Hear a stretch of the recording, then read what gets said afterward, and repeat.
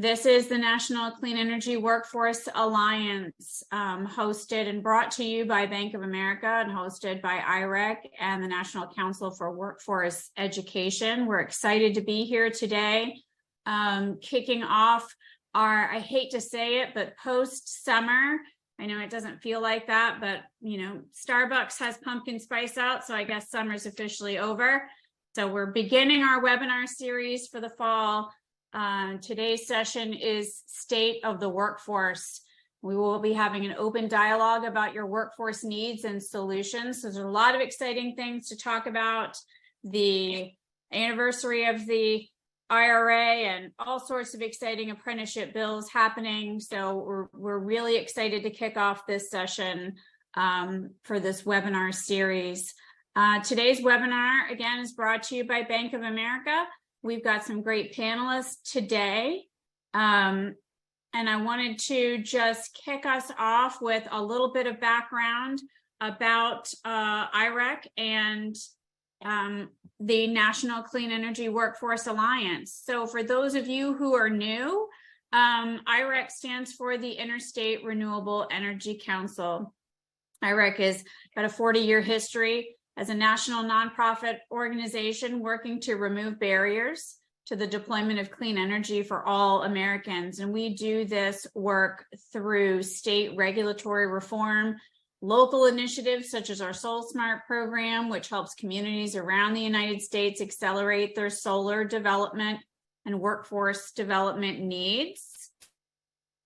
IREC has a variety of programs. We'll see this on the next slide. You can see here that we've got a variety of areas, including workforce development and engagement, that span a diverse section of helping to create the talent pipeline for clean energy. And some of this we'll talk about today, specific to our solar census.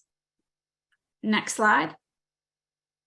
But if you're here on this webinar or you've heard about us, you likely know that workforce development does not happen by accident. And this is especially true as we try to rapidly scale workforce development in the clean energy sector. We need to be intentional and inclusive of communities that have been historically excluded from workforce development transitions. So the green transition is no different, and we've got a lot of work to do in that space. The Clean Energy Alliance developed some key findings last year, and diversity, equity, and inclusion into this space came to the top of that list. Our collective efforts have resulted in some great training, credentials, and other resources. And IREC has identified the need to sort of connect the dots and address the clean energy workforce development landscape, from new learners to workers who are coming back in to reskill up, but also weaving in resources for employers so that we can impact employer development and employee retention, which is going to be huge. And noticing those gaps, the National Clean Energy Workforce Alliance was born. Next slide. And these are some of the areas that we focus on here: recruitment, supporting workers and learners, and employer recruitment and retention. And this is going to include apprenticeship work that we'll be talking about this year as well. So we're working to break down those silos and connect the dots to unite stakeholders like you all on the call today and engage in workforce development pipelines for clean energy. Next slide. Thank you all for coming today. I'd like to introduce you, and I will introduce them again before their section. We are joined today by some fantastic panelists. I'm joined today by my colleague, Dr. Janell Hills. She's the Director of Workforce Programs at IREC. Dr. Gerard Melisson, whose name has terrified me having to say all day today. Gerard, just so you know.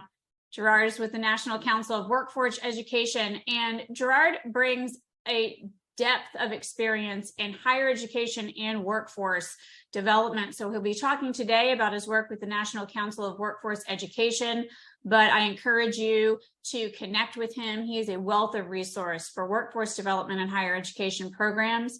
We're joined today by Avery Palmer, who is the Communications Project Director at IREC, and he's got an exciting presentation for you today. regarding to solar and the job outlook. And we are joined by Dr. Deborah Rowe, the U.S. Partnership for Education and Sustainable Development. I don't believe Darlene Miller was able to join us today, but she is the Executive Director for NCWE, and we are excited to be in partnership with her. I am Cynthia Finley, the Vice President of Workforce and Strategic Innovation at IREC, and I'm excited to bring this group to you today. I want to briefly go over our agenda. I'm going to be discussing some updates and events for the coming year. We will move into the presentations as follows. Today's format and the format moving forward for our webinar series will be a little different. We're going to have a split format where we bring to you some thought leaders in the industry, some fantastic research and development and opportunities. We want to keep the content rich for you and bring to you best practices that are happening in workforce development and clean energy, but we also want to hear from you and have some open discussion and interaction to allow you all to share the best practices that you're putting into place on the ground. So today's webinar series will kick off allowing you, after Dr. Deborah Rowe's session, to raise your hand, unmute yourself, and join the discussion so that we can have an interactive session to help better implement best practices and become a resource to you all for where you might be having issues. I'd like to start with some news. I'm very excited, and hopefully if you're on our listserv, you received our first newsletter, which launched this week. We will be bringing to you a monthly newsletter from the National Clean Energy Workforce Alliance, which will talk about some of our upcoming presentations. We're going to be talking about policy announcements, funding announcements, ways to leverage resources. And we want to hear from folks like you if you have things that you would like put in the newsletter to reach this group or a wider audience, or if you've got a topic you would like to present on, we would love to hear from you. I'll be providing you with an email address for that in a few slides, but hopefully you were able to receive our first newsletter, and we hope to be able to bring that to you monthly as we move forward. In additional news, I think you all have seen, and if you've not, I provided you with a QR code. The United States Energy and Employment Report came out earlier this summer. And this report is a comprehensive summary of national and state level employment, workforce, industry, occupation, unionization, and demographics and hiring information that's delivered to you by energy technology groups. This report showed that energy jobs rebounded after COVID in 2020. In 2021, energy jobs grew 4% from 2020, which outpaced overall U.S. employment. U.S. employment overall climbed 2.8%. So 4% is fantastic growth for the energy industry. The energy sector added more than 300,000 jobs, which increased the total number of energy jobs from 7.5 million in 2020 to more than 7.8 million in 2021. I will go ahead and drop a link to that since the QR code doesn't seem to be working, but we'll go ahead and put that in the chat. This report also of interest, you can see that over half of the new energy jobs were held by women. And that speaks to the diversity, equity, and inclusion piece that the Alliance is working on as well. So this is a great report if you haven't already accessed it, and it looks like somebody put a link, thank you, in the chat. So that's a fantastic report. In other news, today, following this Zoom, should you be so inclined, I think our next slide will let you know we have a guide to contractor success at 3:30 today, and we will be sure to put the link to that in the chat too if that QR code doesn't work. IREC and partners are interested in discussing ways to help shape development for contractor guide to success, so we'd love for you to join that. And hopefully you all are aware that RE Plus will be happening in September the 11th through 14th in Las Vegas. Industry leaders from SEIA, the Solar Energy Industry Association, and SEPA, Smart Electric Power Alliance, produce RE Plus. RE Plus has set the standard for clean energy events and has grown over the past 10 years receiving accolades for this event. So it's definitely one that if you're able to attend, it would be a fantastic resource. I hope to see you all there. And the National Clean Energy Workforce Alliance has announced our webinar series. We're kicking that off today, but I wanted you to mark your calendars. We will be meeting the third Thursday of every month.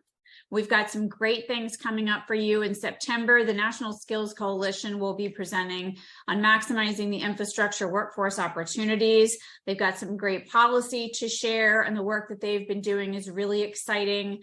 In October, we'll be talking about recruitment and retention. In November, we have a fantastic program, David Hutchinson from Tremco, who has done a lot of work with the Allied Trades and Painters Union, has some great programs that we would like to bring and share to you about how he's integrated some of this work on the ground in several states. And we will take a break for December. But at the top of 2024, we want you to, again, mark those calendars. The third Thursday of every month at 2 p.m. We'll be skipping April, but some of the topics include union partnerships, registered apprenticeships, the Weatherization Assistance Program, clean energy policy and legislation. One of my favorites, how to leverage funding and resources and apply for grants. I'm sure you all have seen that the federal grants now require a pretty extensive partnership infrastructure. We want to be able to provide resources for you all to be able to apply to those grants, and we'll close out the series with a DEIA contractor workshop. And we have a LinkedIn page, and hopefully the QR code works for that. But if you haven't joined the LinkedIn page, we'll drop a link to that in the chat as well. September is Workforce Development Month, so it's right around the corner. This is the email address that I was referencing. If you have things going on you'd like us to highlight, if you would like to drop that in the LinkedIn page, if you want to put that in our newsletter, we would love to hear from you. We want to get as much exposure to the work that you're doing as possible. So please feel free to email us at this address, and of course, visit us on LinkedIn. And those are my sort of housekeeping recaps, but I'd like to kick us off today with Gerard from the National Green Jobs Advisory Council. Oh, wonderful. And Cynthia, you did an awesome job with my name. So thank you. It's so proud. When you look at it, you want to say Melicon, but you didn't go there. So thank you. But anyway, I'm Gerard Melanson with the National Green Jobs Advisory Council. I'm the program director here. And this is under the National Council for Workforce Education, NCWE. What I love about NCWE has always been a program by practitioners for practitioners, actually since 1974, so almost 50 years. And this particular initiative is funded by the Lumina Foundation. Thanks. So the goals of the National Green Jobs Advisory Council is pretty straightforward. So we all appreciate pretty much how we produce, build, and energize things is causing about 3/4 of some of our emission problems. At the same time, most of these jobs are excellent career jobs, and they pay well. And some are union and some are non-union with great pensions.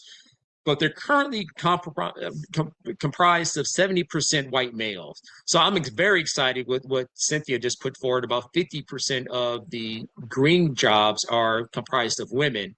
And I'd love to see that become more diverse as we move forward with that.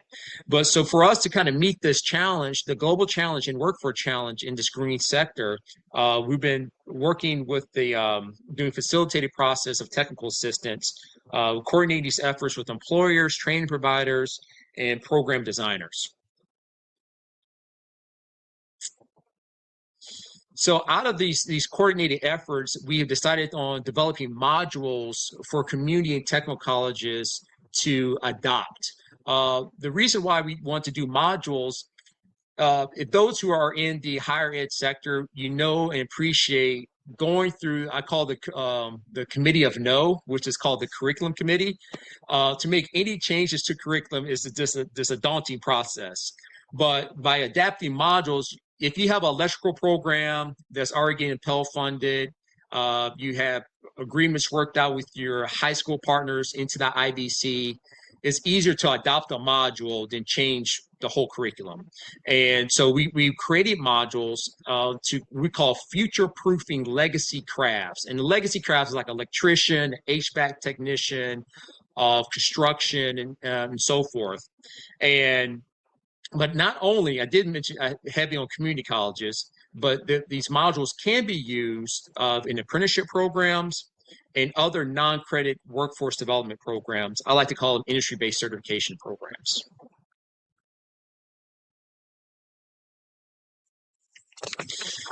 As part of, I mentioned, some of these sectors are comprised of white males.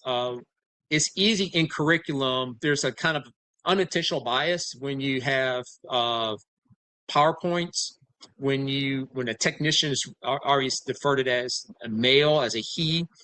We would make sure all the modules went through a DEI rubric to kind of just filter out some of those things, but also filter in more inclusivity in this rubric. And we based this DEI rubric on universal design for learning. So these are some of the modules that we came up with. So the first one is customer service levels 1, 2, and 3. Many of you say, well, customer service, that's just kind of a common thing. There's a lot of customer service training out there. But how we got to these modules came from back in Portland. This has been about a year initiative. We had some subject matter experts that I contracted with that are very well known in the industry. And also, we pretty much worked with about 11 or so community technical colleges across the nation and invited them to our the day after our NCWE conference in Portland, and had a roundtable discussion. These SMEs did a kind of a help wanted ad with their industry partners and groups that they have worked with over the years, and brought that to these faculty members who was also working with their industry partners back home.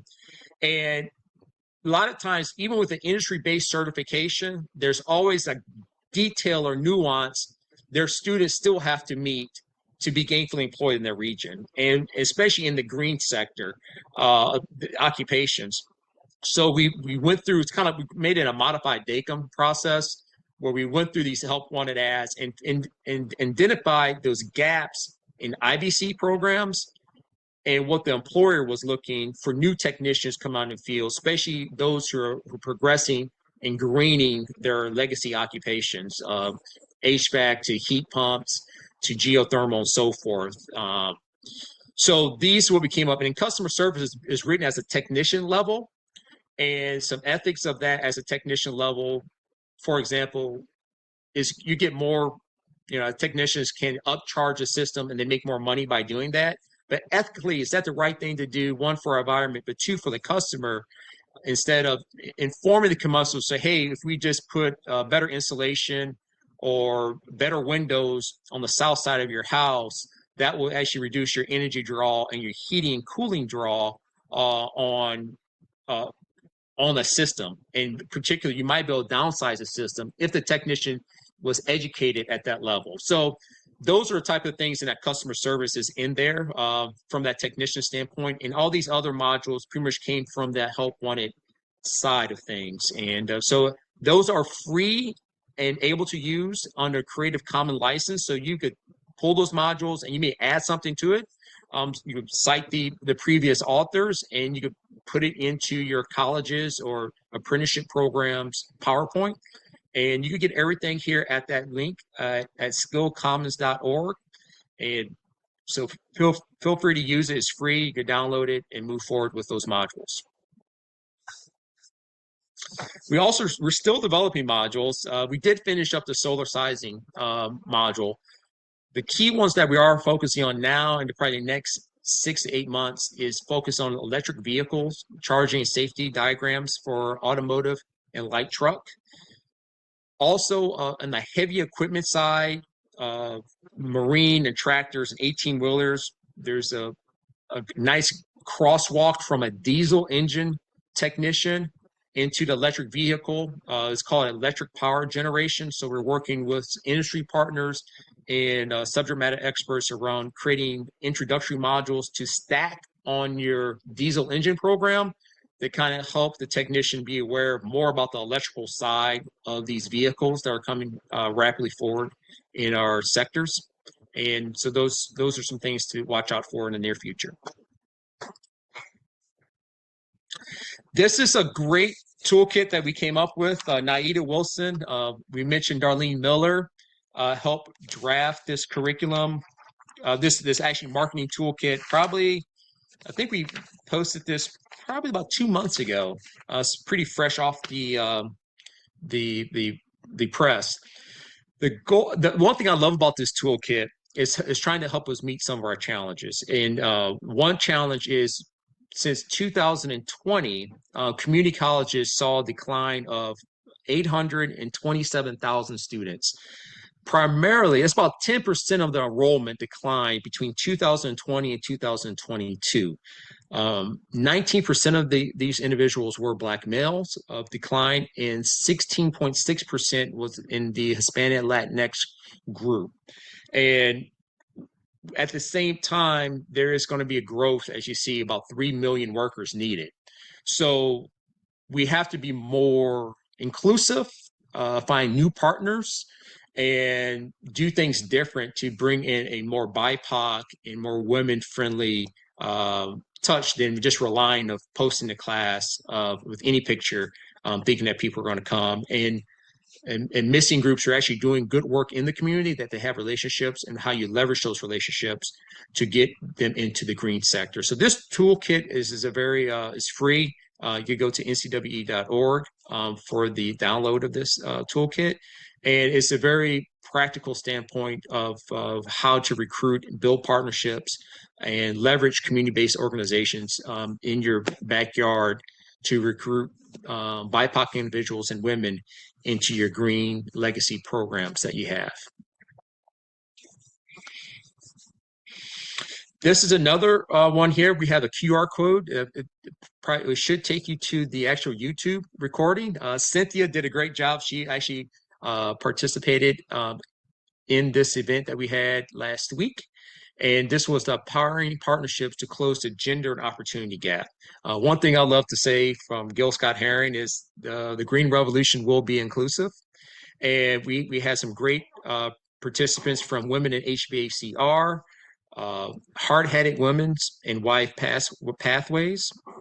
And we pretty much talked about just how do we support, recruit, and see women excel in this new green legacy programs, but also the green sector at the same time. Future activities, we are testing these modules and getting feedback and see what we need to do to tweak. So Washington State Community College System is going to start testing these modules, and the other 11 or so community college partners that have joined us. We are still continue to develop those electric vehicles. I call the futures fuel vehicles, even hydrogen on the diesel side too. And then we are working on advisory committee handbook. The advisory committee is a very key source of information and partnerships of resources and talent and local wisdom. But how do those to make sure those committees are diverse? And then also at the same time, those legacy programs of electrical, welding, construction, automotive are diversifying on knowledge base, especially with green job employers in these legacy programs. And I hope to see everybody that we join us in Baltimore, next October 4th and 5th. But on October 6th, we're going to have a roundtable discussion with the National Science Fund regarding future fuels and how we could better collaborate and leverage training for these automotive and diesel programs across the nation, and how we can help green their curriculum and leverage partnerships to make that possible. And like I mentioned before, here's the title of that conference next month in October. It's not October yet. I'm in Louisiana. I wish it was October, November. It's hot here. So I'm looking forward to go north here pretty quickly. So on October 4th through 5th, we have Oh Say Can You Succeed? Didn't come up with that title, but it's going to be a great conference. Once again, it's NCWE. You'll be if you're a community college, workforce, apprenticeship director, program manager, frontline staff, and you love, breathe workforce development, especially inclusive workforce development. You'll be with your peers, and we have a great time there. We love sharing information. We love hearing information. And on October 4th and 5th, I hope to see you there. So that's all I have. Thank you so much. Thank you, the Alliance, for including NCWE and the National Green Jobs Advisory Council for let us present today. Thank you. Thanks so much, Gerard. We're going to pause here to see if folks have any questions. I see we have a hand raised. I know we've got the Q&A feature at the bottom up, and we do have a question from Carl. But I'm going to save that one, Carl, for the end discussion. It's about the federal funding for apprenticeships and tying it to unions. And I think that's going to be more of an open dialogue question to get other folks' feedback. But do we have any questions for Gerard? We can drop those in the chat or the Q&A.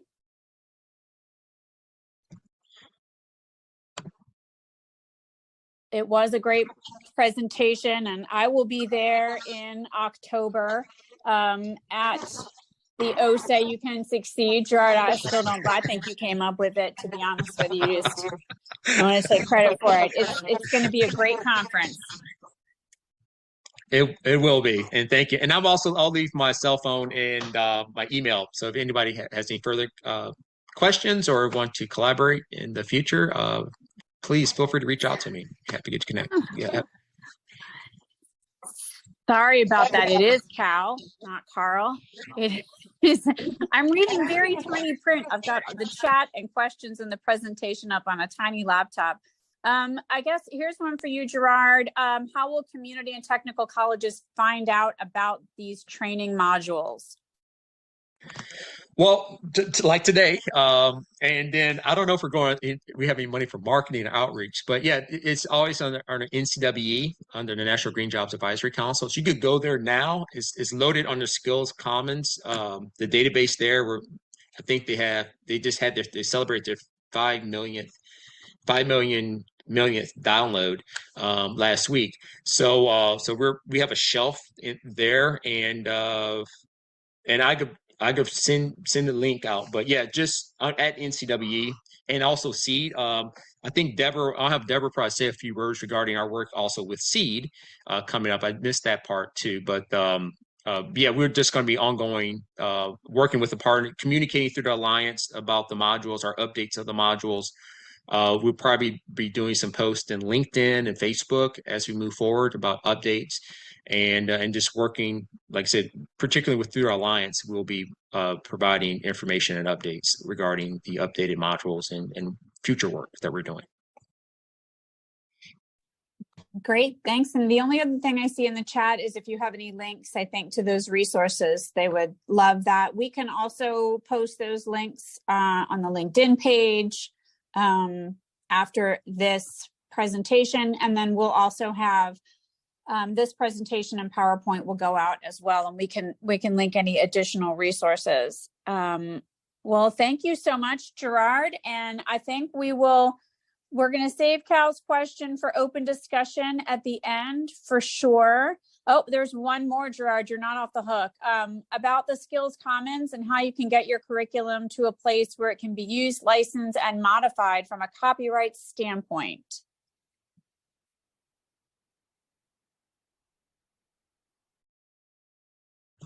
I was on mute. So you could go to Skills Commons and just download the curriculum. And this is Creative Commons licensing that we asked you to sign off on, and just download the curriculum the modules that you see to use. And there's a bunch of other curriculum under Skills Commons too that was created back in the early Department of Labor TAC years. And so you may see something else that you might want to use, not particularly to the National Green Jobs Advisory Council, but yeah, just it's easy to use, and you can just download it and modify the PowerPoint. Everything's done in a PowerPoint, and there's a Word document, like the questions, the answer banks, and all that stuff is on a Word document. So we try to make it as user friendly as possible, and so yeah, just feel free to use it. Great, thanks so much. Thanks for the presentation. We'll move to the next slide. I am super excited as someone who gets really excited about data. Definitely a data gal, although I depend on other people like Avery Palmer to be able to give me all that data, but this is really exciting. I'm happy to introduce to you all Avery Palmer, the Communications Project Director at IREC, and he's going to talk to you today about the National Solar Jobs Census. Hello, thank you. Can everyone see my face? We good?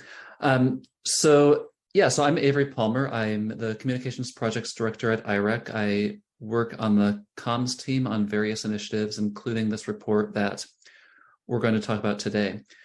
The National Solar Jobs Census is an annual report which IREC and previously the Solar Foundation has released since 2010.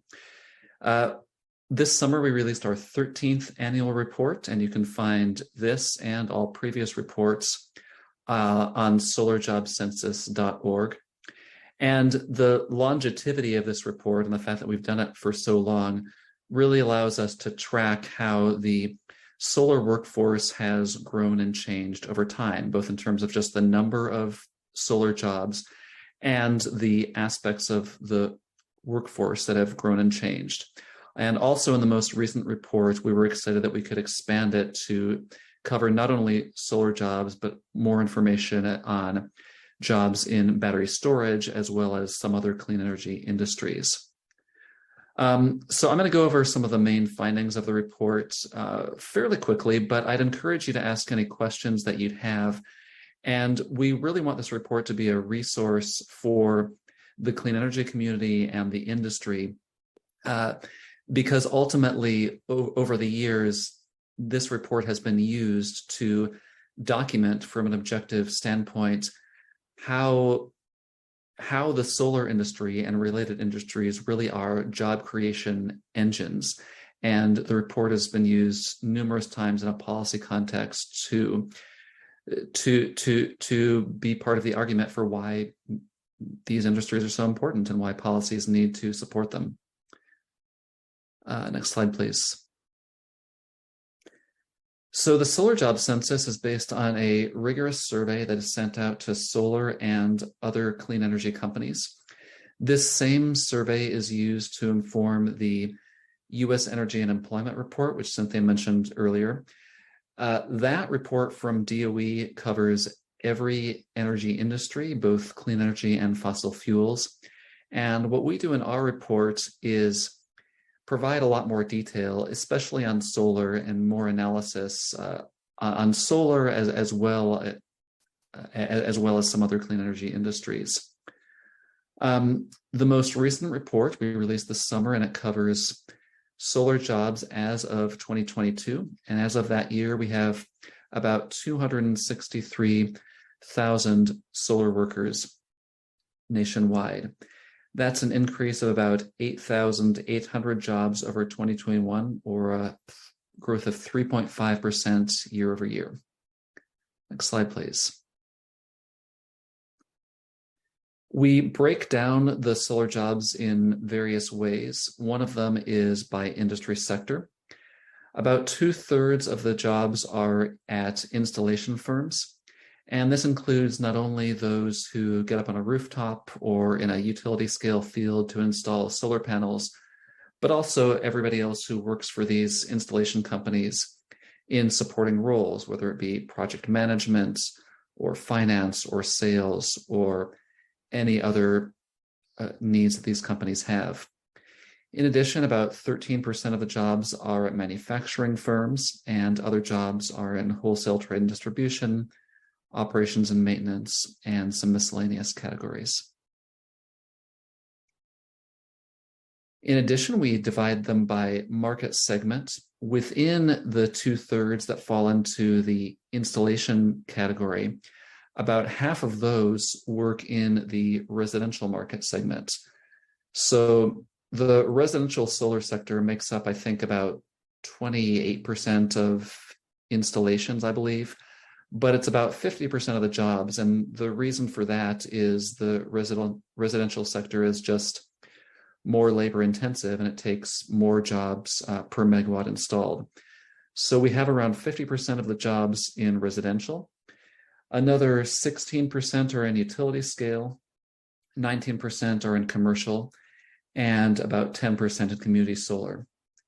And one thing that happened between 2021 and 2022 was that the utility scale sector faced some challenges. There were some supply chain issues. There was a concern about possible new tariffs on imported panels.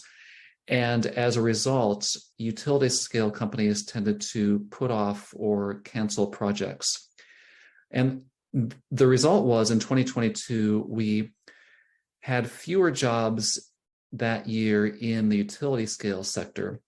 However, we gained jobs in the residential sector, which had a banner year. The best year ever for residential solar was in 2022. And overall, the utility scale sector lost about 6,000 jobs, while the residential sector balanced it out by gaining about 9,500. Next slide, please. There's some different ways that we can break down the numbers. I mentioned that there's about 263,000 solar jobs overall. That refers to the workers who spend most of their time on solar-related work. So they spend the majority or all of their time working on solar. Another number we can cite, however, is those who spend some of their time on solar and other parts of their time on something else, for example, battery storage, or maybe they work on wind for part of the time. And when you take those jobs into account, there's about 346,000 solar jobs. And then if you look at all of the jobs in renewable energy generation, there's about 546,000. That includes the 346,000 on solar, another 125,000 in wind, and about 66,000 in hydro.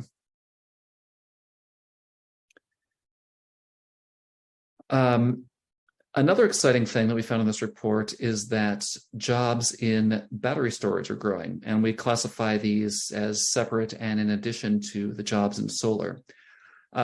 Since 2017, there has been very significant growth in what we call clean storage jobs.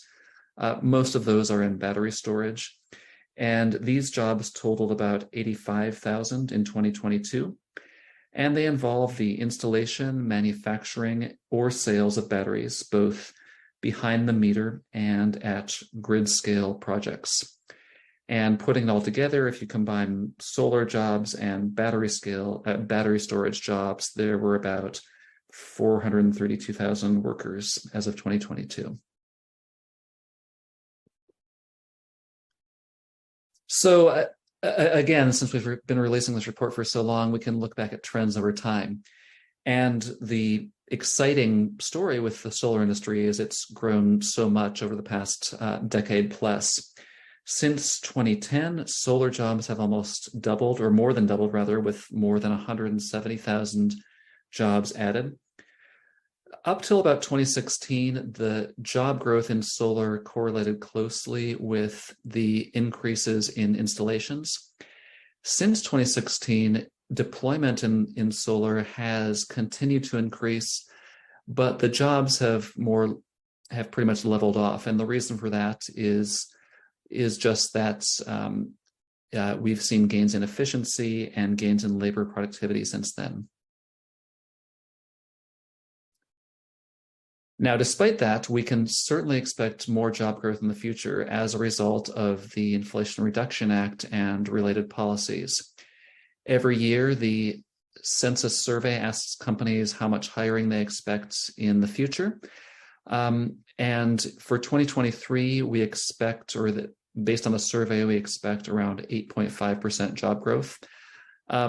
Those predictions aren't always correct or exact, so we're not necessarily sure, but we are confident that in 2023, the solar industry is going to see growth both in utility scale and residential sectors. And so we should expect to see some job growth as a result. And then looking back in the next decade, we are talking about hundreds of thousands more jobs in solar, in other clean energy industries, both in installation and manufacturing. There's various estimates out there. I know I've seen a lot of studies released this week to correspond with the 1-year anniversary of the IRA. But one estimate, for example, is SEIA expects that solar jobs could more or less double in the next decade to a total of about 500,000 jobs. So we are looking forward to more growth. Another thing we do in the report is look at solar jobs by state. If you go to our website at solarjobscensus.org, you'll find an interactive map, which we think is a great resource, and I'd encourage you to take a look at it.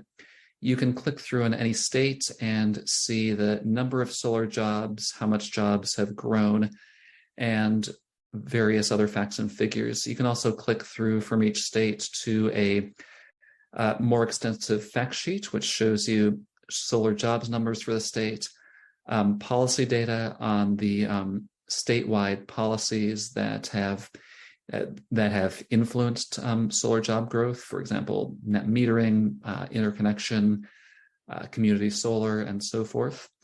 And also in the fact sheet, you'll find other figures on jobs by state in other clean energy industries.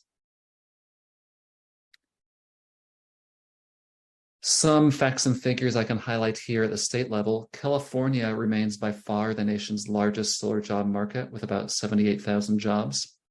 It'll be interesting to see what happens in California now that they've overhauled their net metering program, but they certainly have the most solar jobs by far as of now, and it's really a testament to long-standing policy support and market growth in the state, which hopefully other states can emulate. Texas is catching up, however, at least in terms of installations. They led the nation in utility scale solar growth in 2022, and last year alone, they added 900 jobs in solar.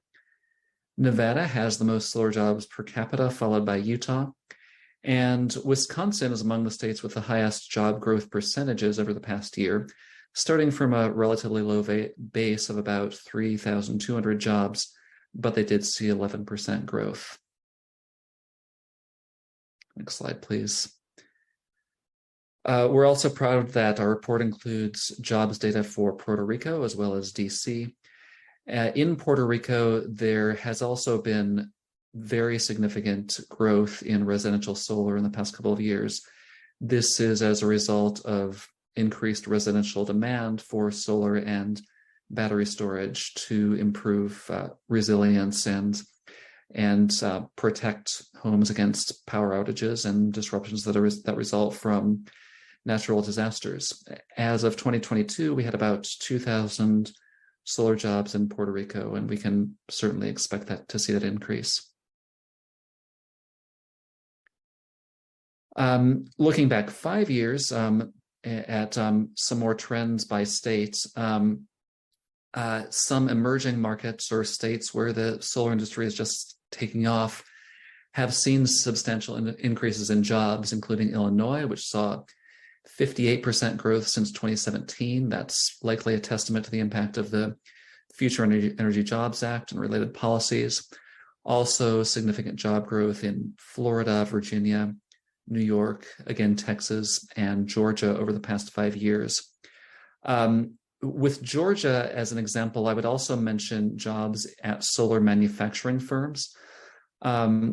This isn't reflected in the jobs numbers yet, but after the IRA has passed, since then, as you know, we've seen a lot of announcements for new manufacturing facilities, manufacturing solar panels, cells, and related components, including Q cells in Georgia, First Solar in Ohio, and many other places.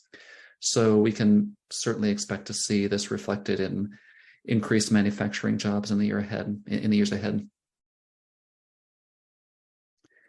So turning to demographics, each year the Solar Jobs Census reports on the latest demographics in the solar industry. If you're interested in demographics for other clean energy industries, the DOE report has those as well. But with respect to solar, in general, we're not where we need to be yet, but the good news is there has been a measurable increase in a lot of these metrics over the past few years. The proportion of women in solar has increased to about 31% from 27%. And with respect to Hispanic or Latino, Asian, Black people, and some other categories, we've also seen somewhat of an increase over the past few years with more work to be done for sure. 8% of solar workers are veterans, which is higher than the percentage in the overall solar workforce, which is good news and shows that the solar workforce is a good place for veterans. So the challenges that the solar industry faces with respect to diversity and inclusion are shared by other energy industries. You'll see similar demographics, I think, in wind or in as well as in fossil fuel industries for that matter. And when you compare it to the overall U.S. workforce, certainly the overall U.S. workforce has a much larger percentage of women, obviously, but the solar workforce does have a higher percentage of Hispanic or Latino compared to the overall workforce. And depending on which demographic it is, it stacks up in various ways to the overall U.S. workforce. And lastly, the census report has some data on workforce development, and I can get into some more information depending on what you're interested in. But one thing I would highlight is hiring difficulties. Every year we've asked the question, how difficult is it to hire qualified workers? And this year, 44% of solar employers said it was very difficult, which is the highest we've ever seen in all the years of doing the Solar Jobs Census. And overall, nearly everybody, about 90% of solar firms, said it was either very difficult or somewhat difficult to hire qualified workers. And next slide, please.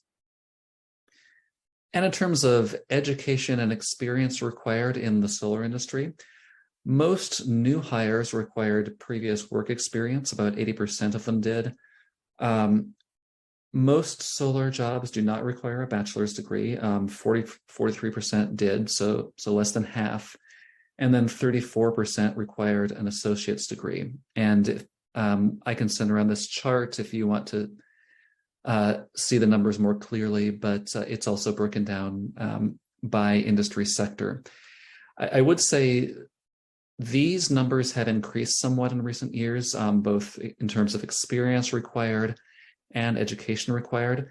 We're not sure exactly why that is. It could be an artifact of the survey and the types of new hires they had from year to year, but it could also be a reflection of the changes in the industry that mean there is more experience required than in the past. But still, nevertheless, the solar industry remains open to a whole range of experience and education levels, and again, the majority don't require a bachelor's degree.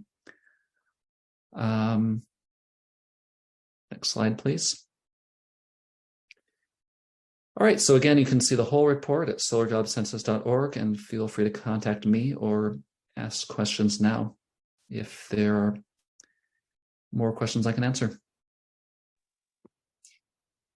Great. Thanks so much, Avery. We do have a handful of questions for you.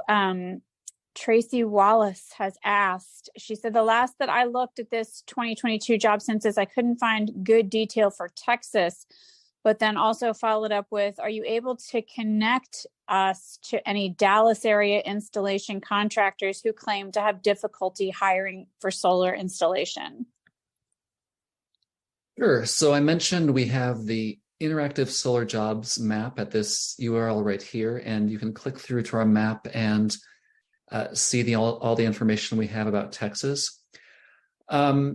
We don't, the survey is anonymous, so we don't know exactly who has reported difficulty hiring, but again, it's pretty much everybody. So you could almost pick out any number of installers who could talk to you about that. I could certainly check with my colleagues to see if we can recommend any particular installers in the Dallas area who would be good to talk to. Thanks, and we can distribute that out to the Alliance as well. Any additional information? Another question we had for solar was the total jobs, or it says, was that total jobs based on listing? Do we know how many jobs go unfilled due to shortage of talent? Many of the installers seem to wear many jerseys. That's a great question. It is based on the number of jobs that exist as of 2022. So if they are trying to find people and can't fill positions, those would not be reflected in the survey. So I'm not sure how many more of those there would be. Was there more to the question? I'm sorry. How many? Well, yeah, you how many go unfilled due to a shortage of talent, and I think you spoke a little bit to that in your presentation as well. One of the questions you got is, can you say how much of this growth is from reskilling existing workers versus attracting new workers to these professions? So making sure I say this right. So we're talking about the total number of jobs each year. So as it increases, that means that means they are hiring additional workers. So some of those could be people who are working for the company on topics other than solar, and they get their jobs are redesigned as solar workers. But other than that, it would be new hires.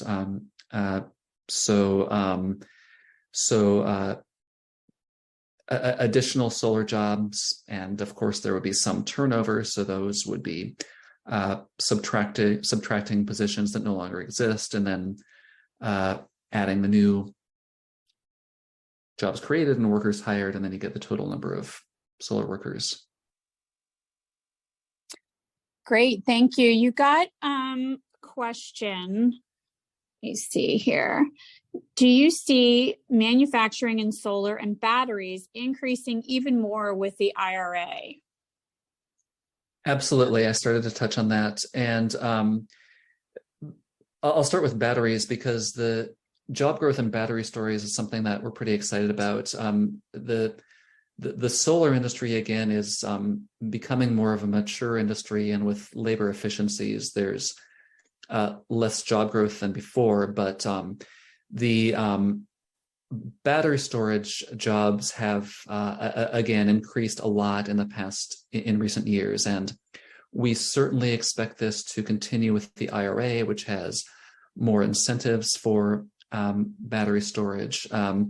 So those we can certainly expect to go up. And manufacturing, absolutely.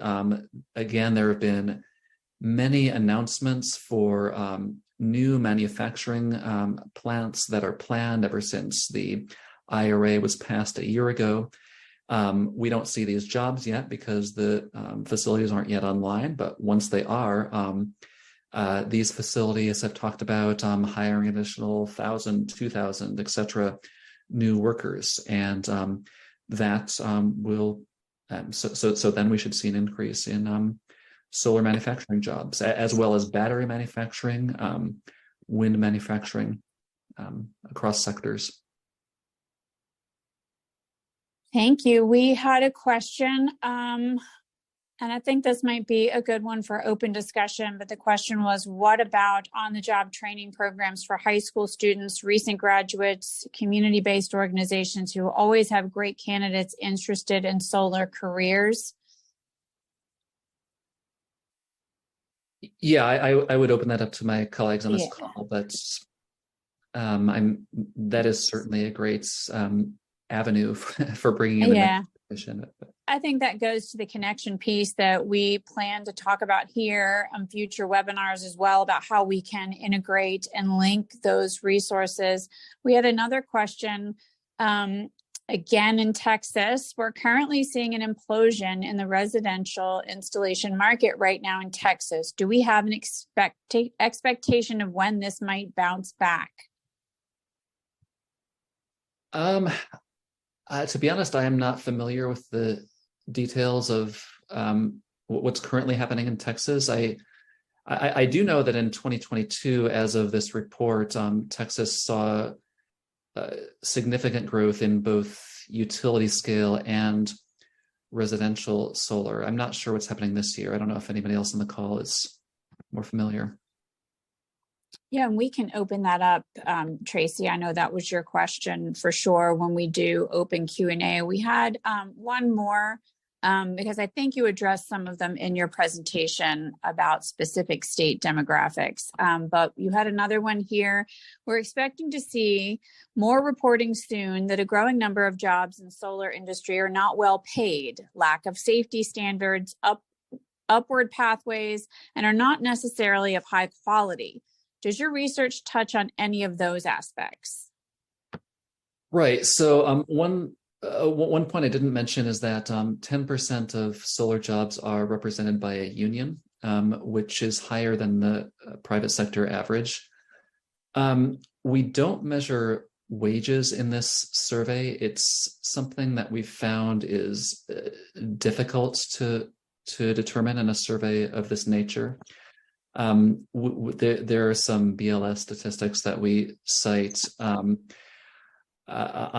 wages, but in general, I mean, IREC as a whole, we're very supportive of making sure these are high quality family supporting jobs, and we need to do that in order to get the workers we need in the future. And I'm sure we can talk more about that.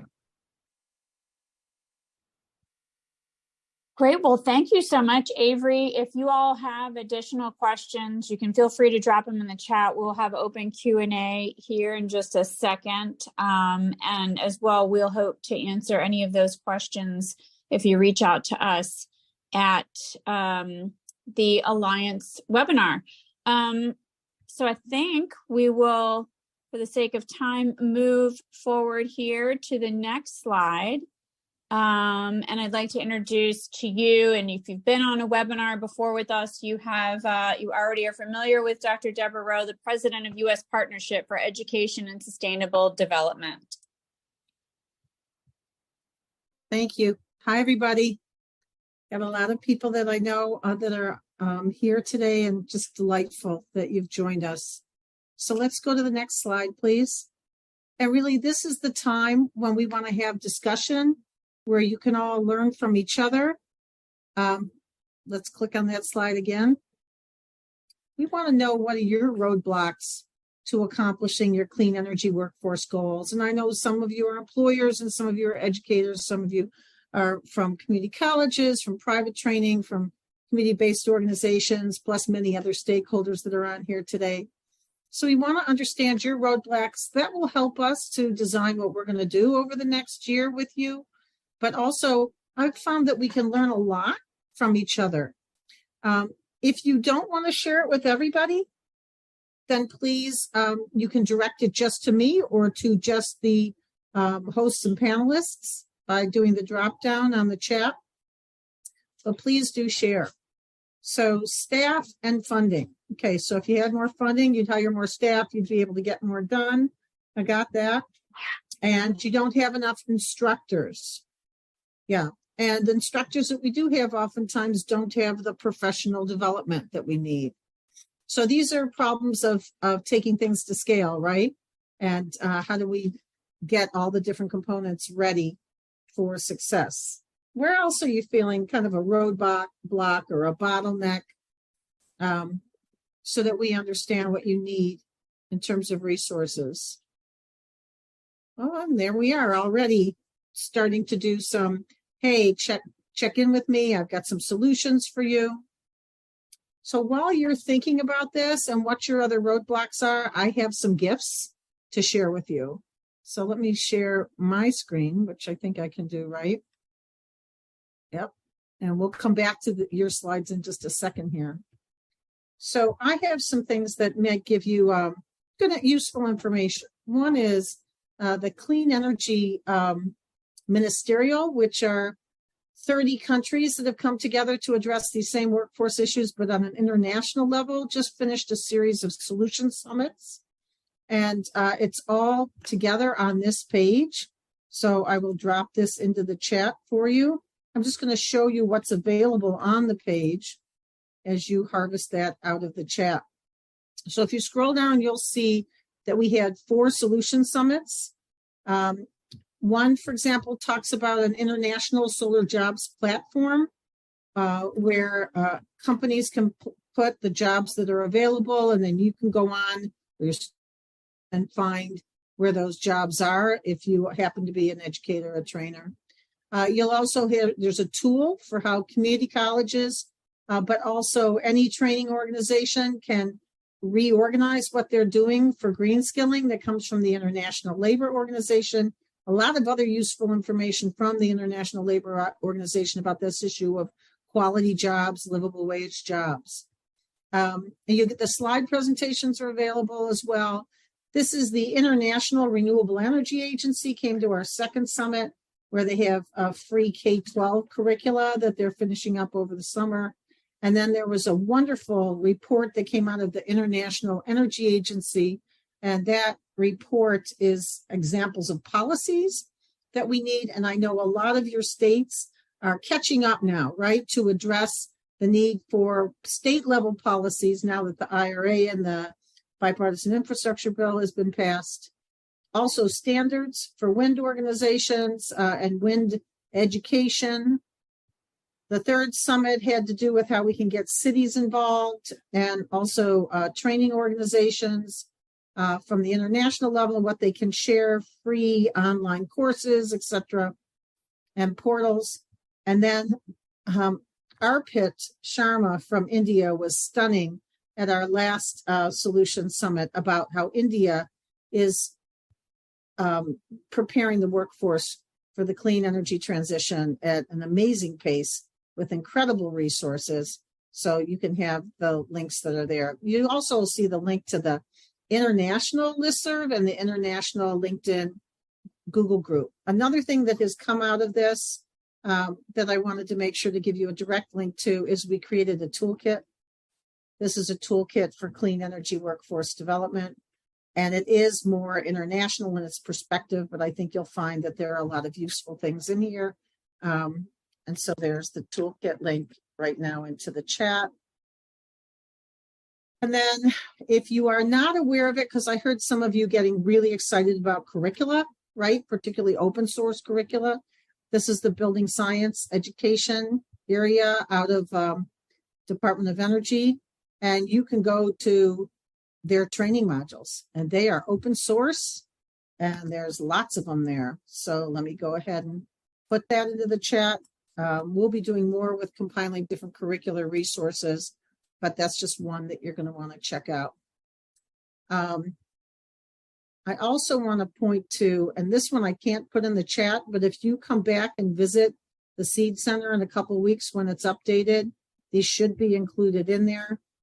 These are recruitment videos that we did that you can share, source on solar energy, on healthier and more efficient buildings, on heat pumps.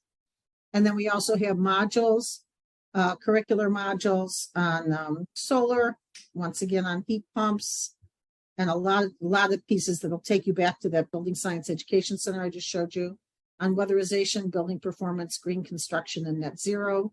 And our latest ones are on sustainable and regenerative agriculture. These were actually all created for the Illinois Green Economy Network, which is a network of community colleges, but they did it with a Creative Commons license. I hope many of you, given that we're talking about the livability of the planet, if you can, we'll also share your curricular materials with a Creative Commons license, and we can, so that we can share that. There are many others I don't have time for today, but this is just a taste. Where we will be posting this, besides at theseedcenter.org, is if you make sure that you're a member of this LinkedIn group. I think this link will work for you, whether you're a member or not. And if you're not, it'll ask to join. So there you go. I just want to make sure to share those.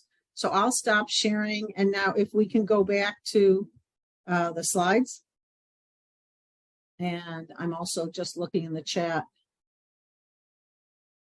Having the training opportunities message heard by the workforce in the disadvantaged communities. Okay, so that's recruitment. So I do just want to tell you that on October 19th at 2:00 as part of this series, we're going to have a whole session geared to resources on how do you recruit people. So just know that that's coming. And if you're like in big trouble because you've got some kind of a grant coming and, oh my gosh, you need to do it right now, then, reach out to us or post something on the LinkedIn group, and we'll be able to share some of that stuff with you ahead of time. But there's an awful lot that we're compiling over the next couple months to share with you in October. And it'll be in the energy efficiency, building performance space, heat pumps, wind, other renewables. So it should be a great session in October. I see one other message here I want to just speak to. That link doesn't work. So Tracy, if the link doesn't work, does it show a ask to join button? That's what you want, is that ask to join button? And I don't know, Cynthia, maybe if there's a more direct link to that ask to join, we'll make sure to send it out when we do the follow-up. Okay.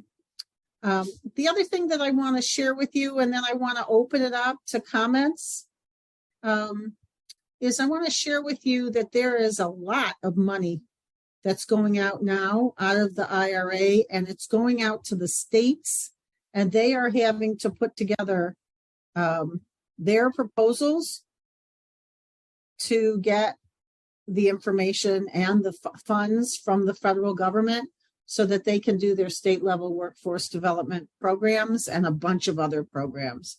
So I put together a bunch of links for you on that. Once again, get yourselves ready to copy out of the chat. And also we'll send you an edited version out of the chat, so you'll have this as well.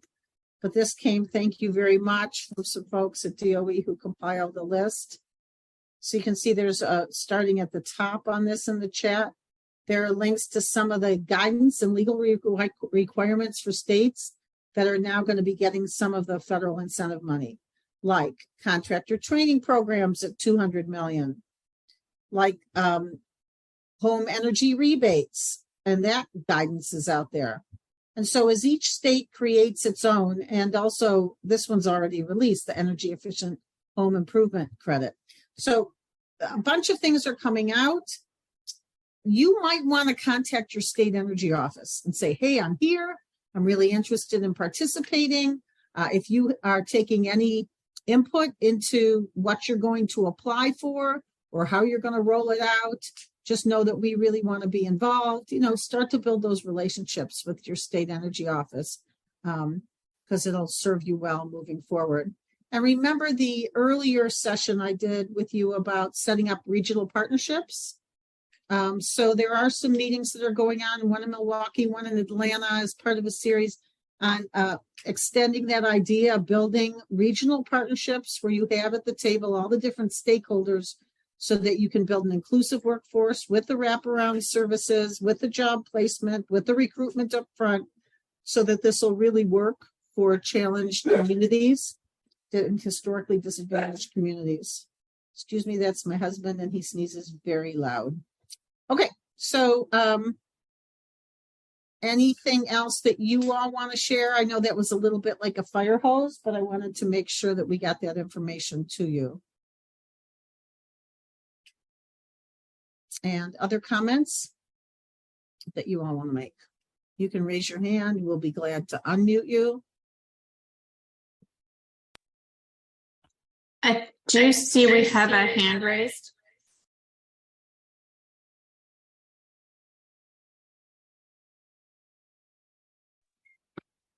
I think we've got Gregory King has his hand raised.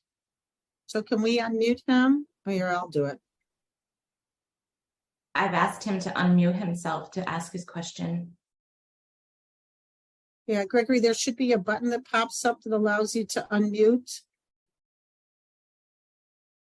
Yeah, hello, everybody, and thanks again for organizing this particular session. I was just, interested in whether or not the slides and other information will be part of the follow-up.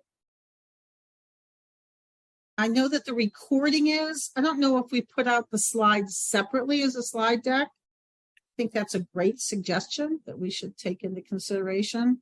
We But there do. will- Great. And there will also be an edited version of what's in the chat as well. So you will get all that. May I suggest that some states have state energy offices where it might be somebody who's not as familiar with the workforce issues as you all are as champions. And so I do strongly want to encourage you to start to build those relationships with your state energy offices. Let them know what your challenges are, what you could use support for, because they're going to be writing up their grant proposals. They're due in September. And you want them to be as relevant and useful to you as possible. Deb, we have a question for you to put your contact information in the chat. Okay, so here's what you got to know. I get about 400 emails a day, I guess, like a lot of other people at this point, right? So if I miss you and it is urgent and you want me, then just send it again because I may have missed it. And please don't publish this email someplace public, okay? Because I'm already a bit up to here. But I'm glad to share with you not only the national work, but it's been wonderful to see how some of the same challenges we have and some of the solutions that have been developed by the over 100 countries that we're working with the Clean Energy Ministerial apply to us and how we can also assist them. So glad to share. We have a question. I believe this is directed to Avery about the census. Curious as to why we are expecting more reporting about these issues in the solar industry.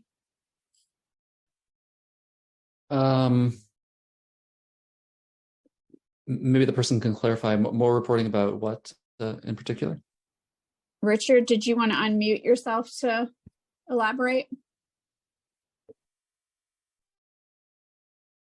Richard, you'll need to raise your hand for me to unmute you.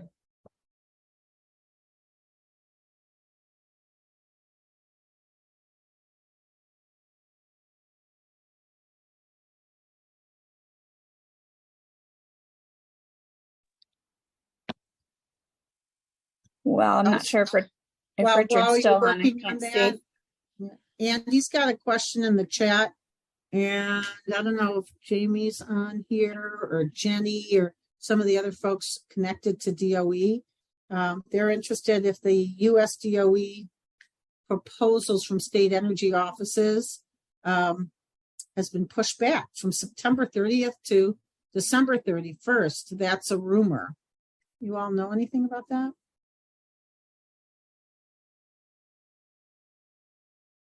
No? Okay, I guess we don't know. We don't have anybody here who has expert. Oh, Jamie's online, but she hasn't heard about any of those changes. That would be great, right? To have a little bit more time, although the downside is then we don't get started. We don't get access to those funds as quickly. And somebody asked, like, what are the, what was the question that was up here? It was about what are the struggles that states have the most of. What do states struggle with the most regarding the workforce funding deployment?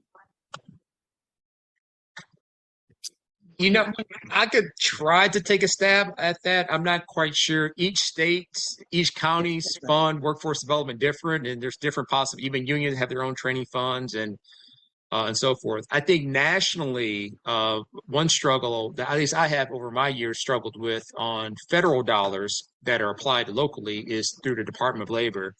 And the biggest things under Department of Labor, one is the eligible training provider list, but two is the eligibility requirement for a participant to get to be eligible for WIOA funding. And the key barrier has been 100% of federal poverty.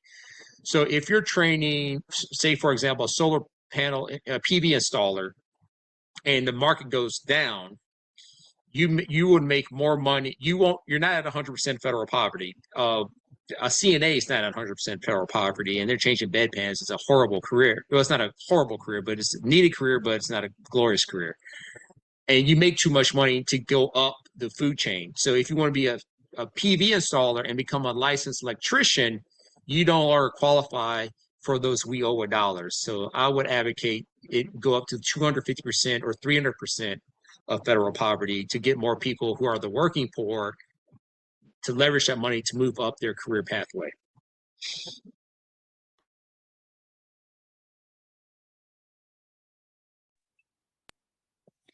Thanks. We had another question here about Solar App Plus working through counties. They are working with, would it be helpful for both parties if we could connect them and how to connect these dots? Yes, and that's some of the work that we're working on at IREC as well. Getting ready to do some of this work on a regional level so we can help localities connect some of these dots and leverage those resources. And we hope to be bringing you some sessions on that, as Dr. Rowe mentioned, in the coming months. But that's another one. We are collecting all of these questions here, and we'll go back and try to harness some specific answers for you when we release all of these. And I think we have a hand raised. Is it Cal who wants to say something? Hi, I was just curious if we could, if I could ask the question that I put in the chat too early. Sorry about that.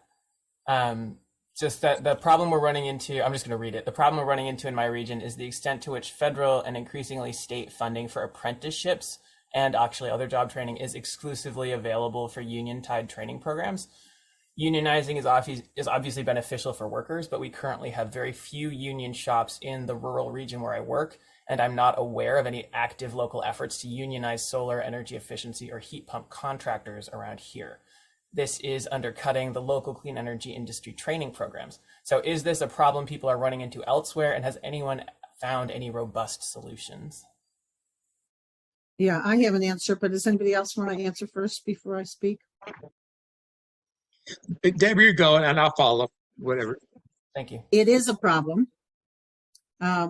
We wish that, we could have the kinds of benefits of being in a union for all of the renewable energies and energy efficiency jobs. But you're right, particularly in the residential arena, there are many businesses that are not union and they will not be union. And sometimes the unions aren't as interested, right, in that. They're more interested in the commercial or the large residential companies.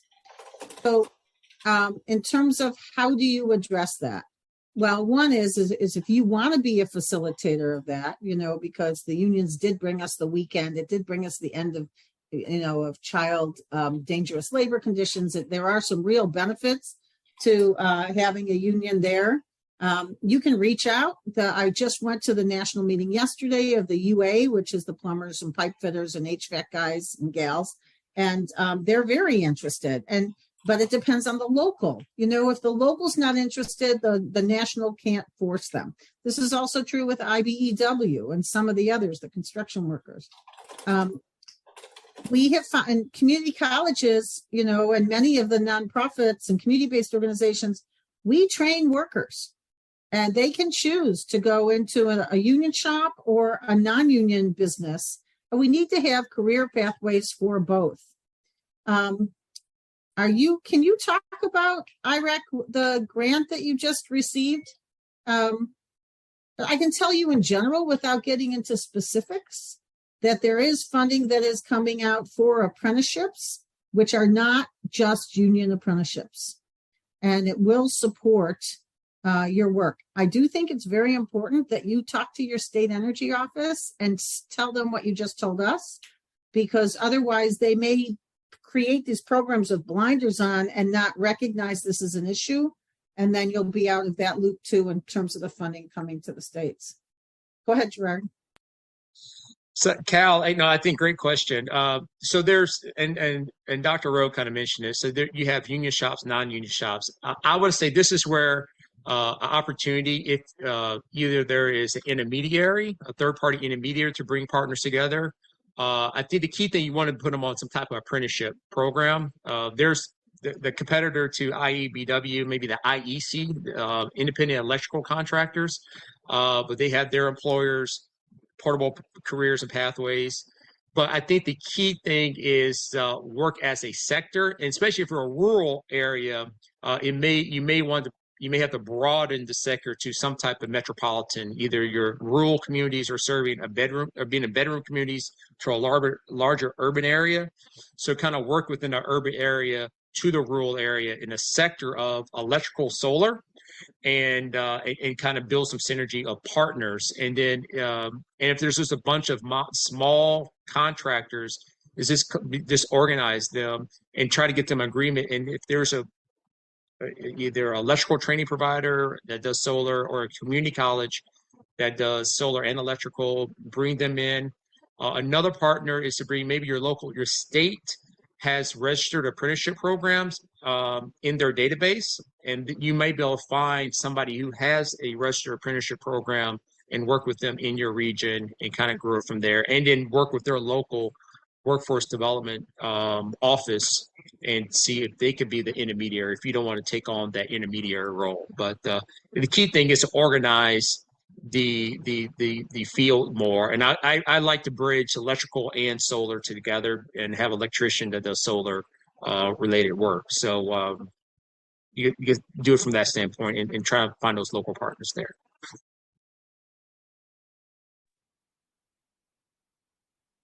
And Cal, this is a question that we can definitely post on our LinkedIn site to reach some folks who aren't on this call today, to give you some, insight about what others are doing on the ground as well. So we're happy to put that out and circle back to it.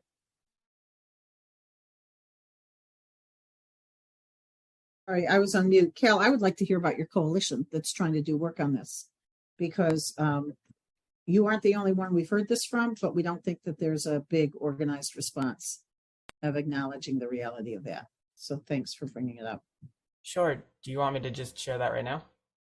Yeah, and if you could put it in the chat so that if people want to learn more about it, they can go there, because I think it'd be nice to have those kinds of coalitions all over, right? Yeah. So there's two groups I'm organizing with. It's all very grassroots and not very official, but I'm located in the Hudson Valley of New York State. And there's the Clean Energy Careers New York Coalition, which spun up in roughly February this year, that's putting on clean energy career conferences, like summits around the state. So that's one set of work, partly in collaboration with the clean energy hubs that also rolled out around the beginning of this year in the various regions of the state. The more legislative side of things, and where we're working on getting policy improvements for workforce development training, is the Climate and Clean Energy Careers Working Group. And that is, I can invite people to that meeting, but there's not really a website to direct people to. So, but I can also put my email in the chat if anyone wants to connect with me. The legislative stuff goes over my head a little bit because I have less experience with that. I came out of the field and I just started doing workforce development. So, but I'm happy to connect anyone with either of those initiatives. Thanks. Yeah, that'd be great. If you could put in information in the chat, that'd be wonderful. Thanks, Cal. Okay, other comments, questions, struggles? Like, where is that material? Tracy, you wanted to say something? Yeah, I've had my hand up a couple of times. I'm just curious about the remark that I put in the chat. Like, is it, will these states have to take the funding? I mean, Texas is so, Some have refused to take the funding yeah, because that's they concerning. politicized it. They say we don't want any IRA money, which is a terrible disadvantage to their residents and to their business economy. It's just really sad. But so then you have to get involved in the politics of it. You got to go to your state legislature. You got to say, hey, I'm a constituent, you know, and this is not what we want. See if you can shift that around. It's been a problem. There's a number of states that are fighting sustainability investing. They call it, and that they're fighting woke, but what they're really doing is fighting ESG investing, which means then you don't get the pension funds and a bunch of corporations investing in climate solutions and sustainable energy choices. So we have a youth national group that I work with who've been fighting back against that to get rid of the disinformation that's out there and to talk about the sustainable futures that they're damaging through this politicization of ESG. So, yep. And then it looks like New York State has Climate and Clean Energy Careers Working Group there, and Cal put in his email, which is great. Thanks. Okay, other comments or questions? So I want to thank everybody. I know who's here because I can see on the participants list. It's really wonderful to see how much expertise is in this room. And you sure that none of you want to say something else? Here's your chance. It'll be on the recording, which would be wonderful because it'll get to even a much larger audience.